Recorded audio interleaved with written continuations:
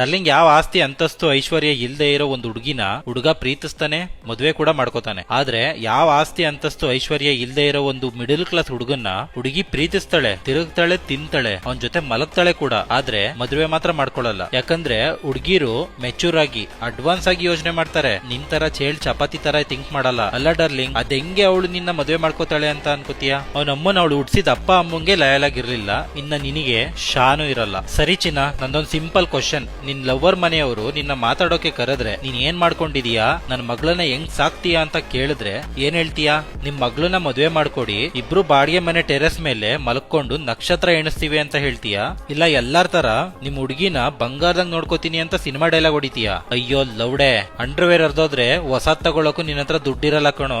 ಅವಳು ಹಾಕೋ ಲಿಪ್ಸ್ಟಿಕ್ ದುಡ್ಡಲ್ಲಿ ನಿನಗೆ, ನಿಮ್ ಅಪ್ಪಂಗೆ, ನಿಮ್ ತಾತಂಗೂ ಕೂಡ ಹೊಸ ಕಚ್ಚು ತಗೋಬರ್ಬೋದು. ನೆನ್ಪಿಟ್ಕೋ, 3 ದಿನ ತೋರ್ಸೋ ಲಾಯಲಿಟಿಗೆ ನೀನು 30 ವರ್ಷ ಜೊತೆಲಿರೋ ಕನಸು ಕಾಣ್ತಾ ಇದೀಯಾ? ಡರ್ಲಿಂಗ್, ನೀನ್ ಅನ್ಕೊಂಡಿದೀಯಾ ನಿಮ್ ಹುಡುಗಿ ಚಂದಮಾಮನ್ ತರ ಯಾರ ಕೈಗೂ ಸಿಗಲ್ಲ ಅಂತ? ನೀನು ಹೊಸ ಕಚ್ಚ ತಗೊಳ್ಳೋ ಅಷ್ಟ್ರಲ್ಲಿ ಪಕ್ಕದ ದೇಶದವರು ದುಡ್ಡು ಮಾಡಿ ರಾಕೆಟ್ ಅಲ್ಲಿ ಹೋಗ್ತಿದಾರೆ. ನೀನ್ ಚಂದಮಾಮನ್ ಮೇಕೆ ಹುಷಾರು.